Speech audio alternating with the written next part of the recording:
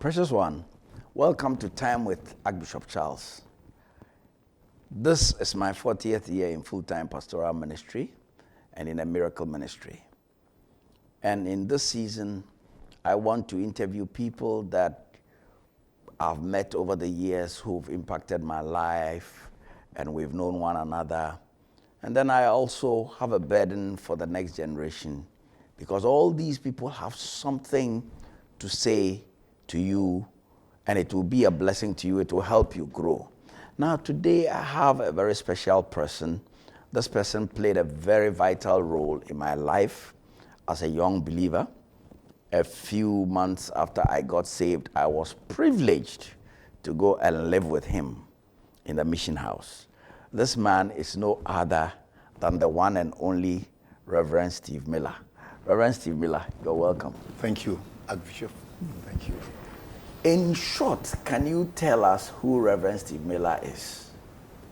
If we say Reverend Steve Millar, for the ordinary viewer, who is Reverend Steve Millar? Reverend Steve Millar was born to one Corporal Millar and then Mama Eunice from Nandam, Gengengpe. So I'm from the Upper West Region, Nandam, and specifically from a village called Gengengpe, right? And I got converted in the Pentecost Church in 1976. Yeah, that's when I met the Lord. And I came into ministry in 81. Pastor Millar, you are welcome. Thank you. I was privileged to be at your retirement service, and they had a lot of good things to say. Can you tell us some of the places you ministered or you were stationed whilst you were in ministry? Okay. The calling came on in Tamale in 81, like I said earlier on. And then thereafter, I found myself in Kofredua, actually on what I call leave of absence, as it were, but with the Church of Pentecost, with the English Assembly in Kofredua, then to Aduajiri, next station, and then Adenta, then PWC Kokumlemle, Takrari, Takwa, New Wija. That's where I retired. Pastor Millar, we met in Tamale. Yeah. When I got saved. I had just gotten saved. And I always tell the story. Before I even moved to stay with you, this group called themselves Superette Light Teachings. They came up with this thing. They said, Jesus has a new name, and that new name is Superette. And they invited me. I had gotten saved. They invited me. I went. And I came and met you, and I was telling you how there's some new name that Jesus has, and you don't know that name and all that. And you decided to follow me to the meeting. I see. And we went to the meeting, and when we came back, you said, I'll never forget, that everything we need, God has put in the Bible for us. So if God wanted to give us any secret name, he would have revealed it in the Bible. That really settled me about things that are scriptural and things that are not scriptural. In those days, I was privileged to come and live with you in the mission house after a few months getting saved. Right, thank you. Because if there was anybody who knew me, you were the one. That's true. Your coming to stay with me was supernatural. It was divine, because we hadn't met before until that meeting that you invited me to. And then how you came over to live with me, I remember I was trying to sort of reject you, as it were, that you could still be at home and be visiting me. But I said, no, you want to be with me. So I took you on, reluctantly. But after a short while, I was seeing something about you, the spiritual realm, like God's embryo minister, that God had to hatch out ministers and ministries. I haven't shared this with you, yes, but I kept it to myself because I couldn't accept that revelation. So I kept it to myself and I was observing you. And I saw everything so passionate in you about spirituality and then like service. That was key in your life when you came to live with me, because you actually served me, unreservedly. And I didn't understand why. And I think you were also doing it because of the calling of God upon your life. And I remember that Jesus says, whoever wants to be great should serve. And you served passionately. Then I began by divine, ability to create the parameters for you in the mission house there, to feel free, because you were actually so passionate about fasting and then reading the Bible. And most of the times you were always in your room, which was allocated to you in the mission house there, though you're doing people teaching. And then you were also passionate about work. So you were trying to combine the people teaching and with your devotion time with the Lord. Though I was trying to help in some guidance, because you used to come to with questions, and very difficult questions, through the grace of God, to help me answer some of your questions, because they were deeply spiritual. And then you have this man, Watchman Nee, and then Theo Osborne books with me, which I was also taking inspiration from them. So anytime you came to me with some questions I couldn't answer, I'll just tell you, go to my library, and you can find my books. And you were actually like, what should I say, a cockroach on my books, chewing them everywhere and reading. As a young believer, I read all your doctrine books, William Evans, Wilmington's Guide to the Bible. Okay. I devoured all those books. That is it. Yeah. Those were very exciting days.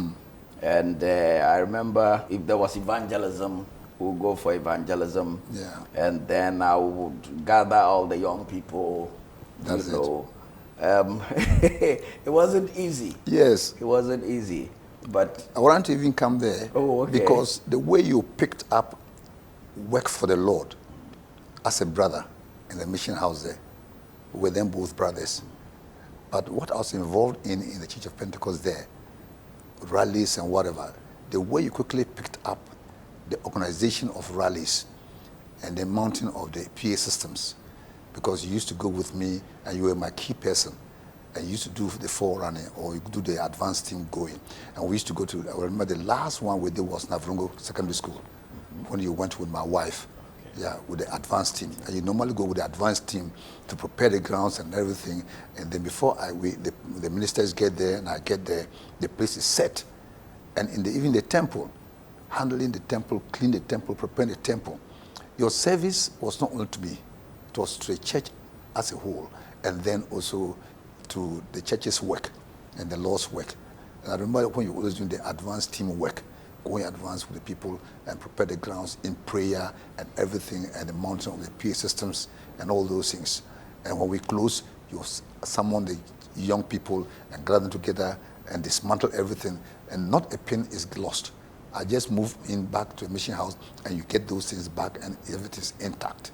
Every Friday I was always having all nights. When you came on, you added value to it, and every Friday organized the youth, and the youth were so much attached to me. So when you came around, they actually got connected to you, and you were used to them so, positively in the things of God. I remember all nights we used to have every Friday, and during the midnight, we didn't normally try to sleep, and for us to keep them away from sleeping, I used to ask you to go and prepare some tea from a mission house.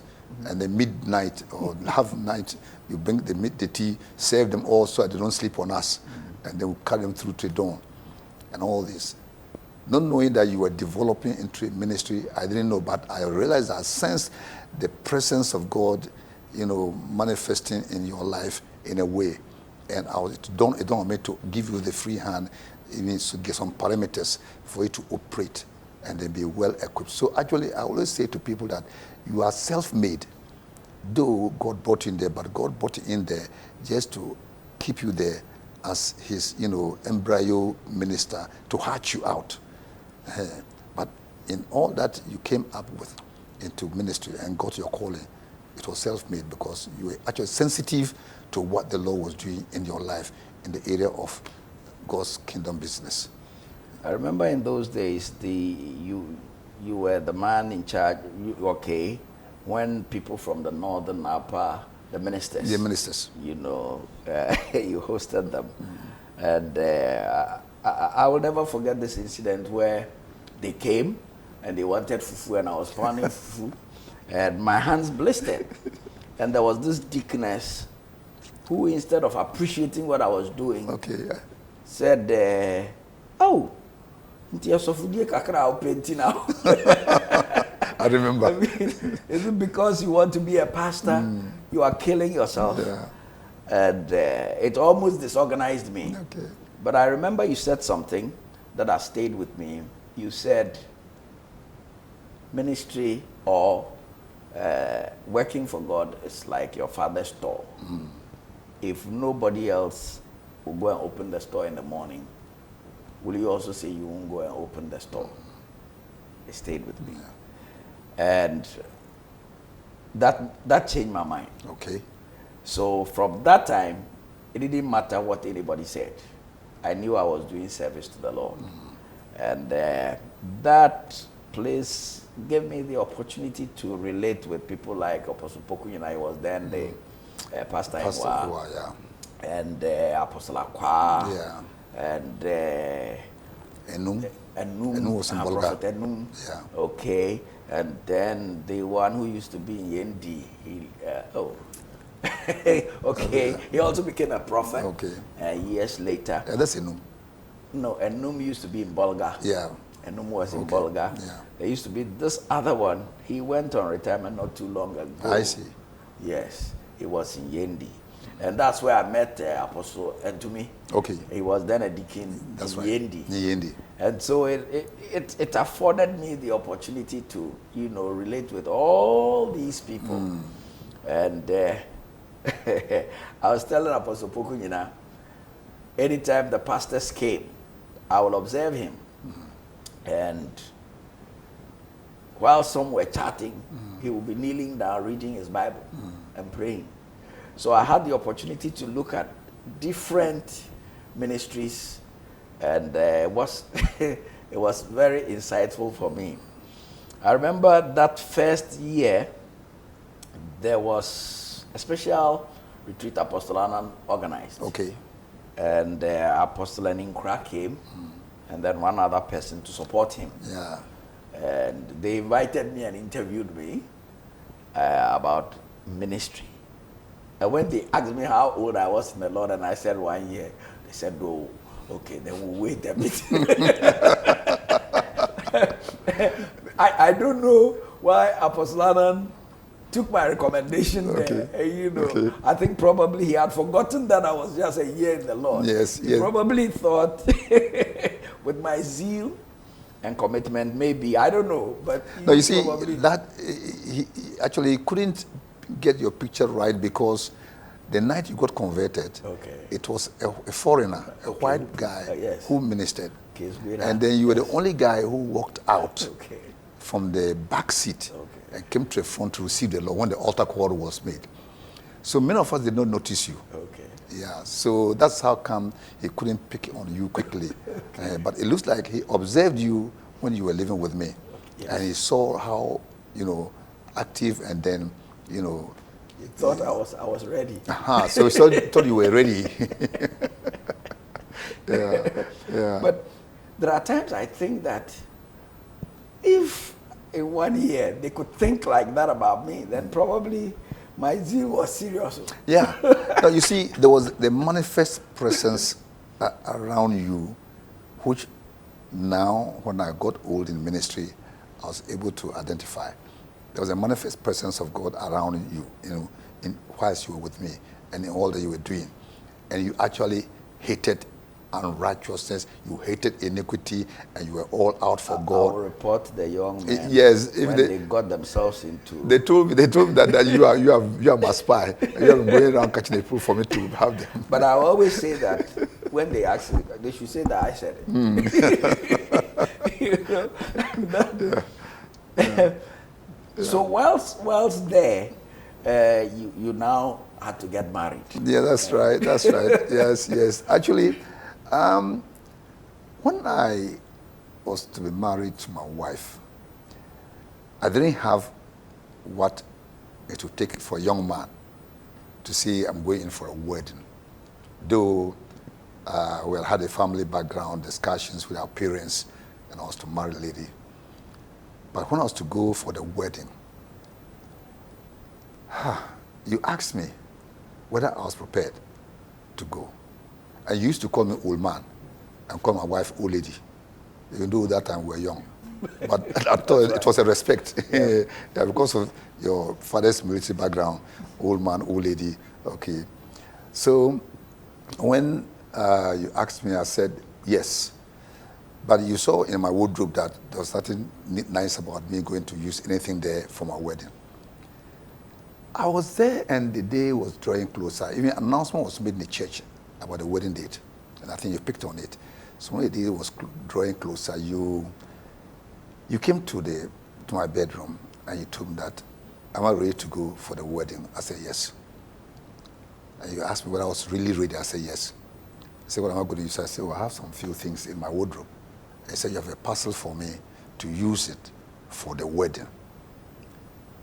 So quickly, I tore open the parcel and I saw grayish suit, new one. And I don't know how you got my measurement, because when I tried it, it fitted exactly. So I suspected you sneaked into my place and tried taking some measurement on those old things that I have there, and you had an idea about it.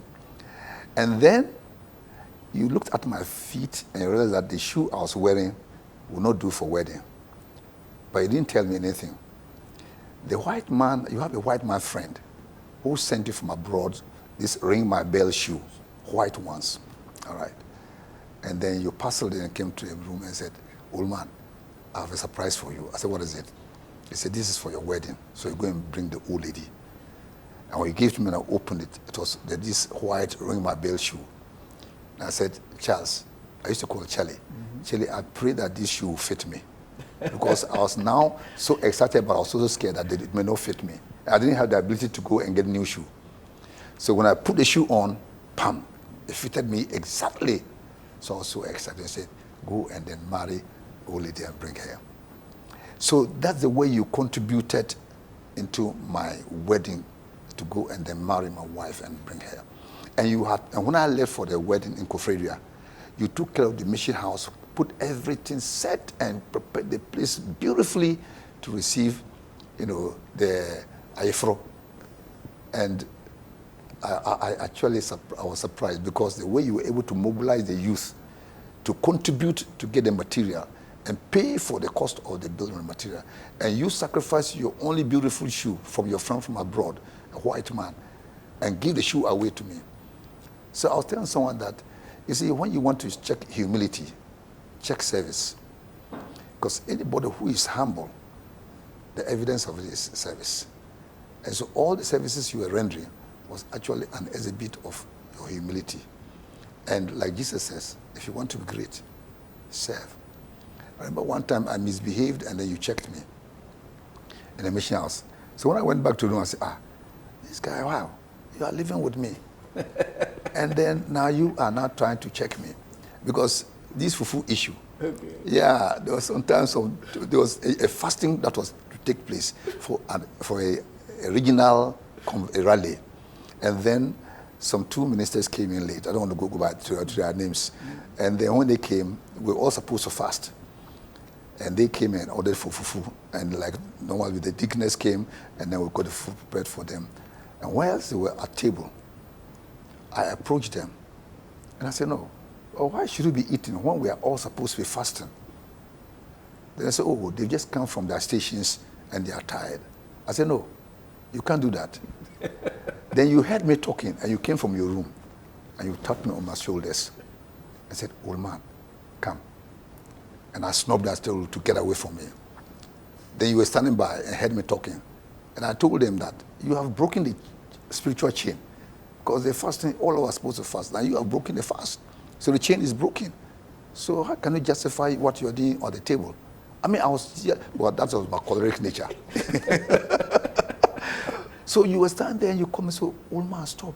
I said, so when I shouted the second time, you went to your room quietly. But you know that thing, I suffered for it. Okay. Yeah, because at the convention, I was built to speak. And my name was on the program. And when the night came, and you went again with the advance team from the church to the village where we were going to have the convention. And when the night came for me to speak, I had dressed up, my black trousers, white shirt, my black tie, and I was just prepared. I had prayed and fasted with my Bible ready to just go and minister. And then, after the worship, they were going to invite the speaker. And I heard Annan say that, now we have one of our pastors who has just arrived from his station. And so he is going to minister the word this night. Phew! And you know, before that, they had called me to a sitting. Okay. I don't know why you were aware. And they gave it to me for that behavior back in Tambly in the mission house. They gave it to me. But I didn't know it was going to result into that, sanction for me not to preach. So when it happened, it was a tough lesson I learned from that thing. So when you were stopping me, if I had listened and stopped, and even be sober, they would have considered me. So I just went out after the service. I started talking to myself. So later on, I think I mentioned to you, and you didn't say anything. So there are young men listening. That incident, for instance, with hindsight, don't you think that probably those people were old? Because as you get older, you are not even able to fast like when you were young. Okay. And like they said, they've been on a journey, tired. Do we always have to hold a fast rule that because it has been declared, if the person is dying, he should be fasting? Thank you. Actually, I think it is youthful exuberance, and then I overreacted. I was harsh. I didn't add wisdom. So some of these things we have to apply also even the wisdom of God in some of these spiritual activities and other things. Even also, we may be pushing people hard onto some things, and God may not be in it because they will mechanically get involved, and it will not work. I remember Apostle Annan told me when I got saved, and he saw I was fasting, etc. He called me and said, Charles, the way you like fasting, I want to tell you that most of us elderly people you see in the church have ulcer. And it's led to different things.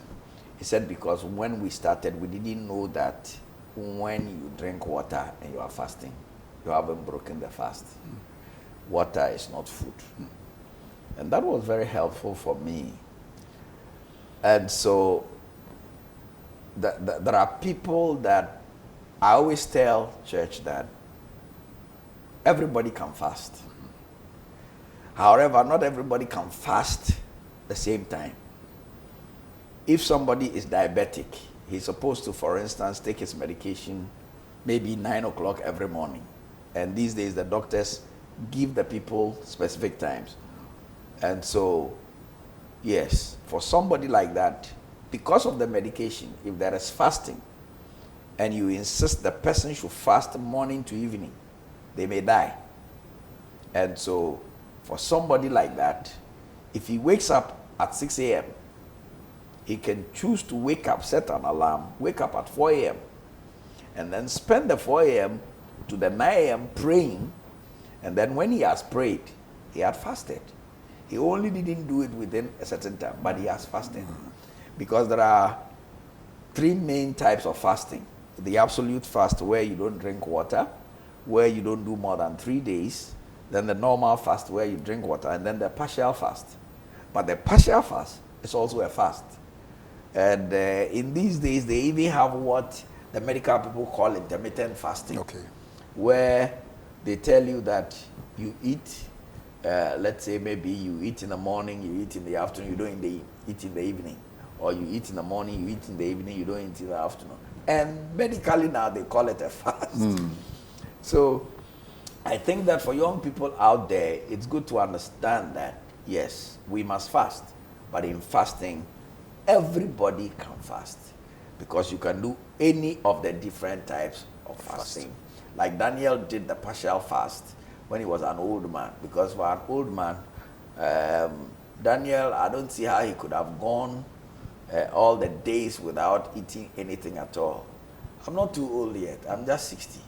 But I'm realizing that these days, it's not as easy as in my 20s and in my 30s, where I would fast 3 days without anything, 1 week. These days, the morning to evening, the Lord is always good.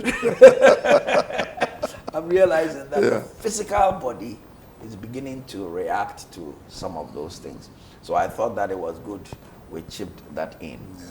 Pastor Millar, you've observed my ministry all these years. I would say you've known me for 42 years. 40 years celebration of your ministry. I was telling my wife yesterday that I just got a message that they said life starts at 40. So the maximum impact of your calling and your ministry is now about to even take off. So I've observed you, but I've seen that there's another phase of your ministry that is going to come up, unknown to me, unknown even to your congregation, unknown to your colleague ministers. And you, even yourself, you are still brooding upon it, and then to even understand what next. So I can say from hindsight and also from previous, work of God on your life, that we're going to be expecting something that is going to come up, and it will actually surprising to people, because we will see the maximum impact of your ministry even from these 40 years going at an external level that we cannot tell, because you have not relented in your spirituality. Let me use it advisedly, in your spirituality. I've watched you over the years, I've monitored you over the years, and I've realized that you have not relaxed in the things of God, in righteousness, and then in spirituality. You have actually held these things in high esteem. You have not actually condoned with anything that will actually, kill your spiritual fervor. You've kept it. And so why not at 40 years in the ministry? What are we going to expect to see? We're going to see something that will actually, like, what's new? But what I can simply say is that now there's going to be a maximum impact of a kind of a ministry that is going to be birthed out after 40 years. Can you look into camera and tell a young man, young woman out there something about life and ministry? Okay. Yeah. Dear young one who is watching me and listening to me, I want to advise you. God is sovereign. We must allow God to be God, and then allow him to have his way. That is why he says, draw nigh unto me, or draw nigh unto you. And as often as we come to God, what I always tell believers is that if you're a believer watching me, the way upstairs in God is downstairs. If you want to be great, come down. Because if you force yourself up, God will show you the way down. He says, if you are proud, I'll bring you down. I'll show you the downstairs road. You go down there, you can meet me and be up. So the way up in God is downstairs. And then most important thing is in going downstairs, you are coming down with all humility. And in humility, we have to see service in you. If there's no service in you, and you say you are humble, I cannot judge you by that. It's only going to be by word of mouth. And so in ministry and in church services, the key thing is that God is everything in church activities. God is everything in the world. God is everything in mankind's life. And service to God is service to man. Precious one, I hope you've been blessed by this episode. Join me same time next week, God willing, and your life will never be the same. Jesus loves you, and I do with the love of God.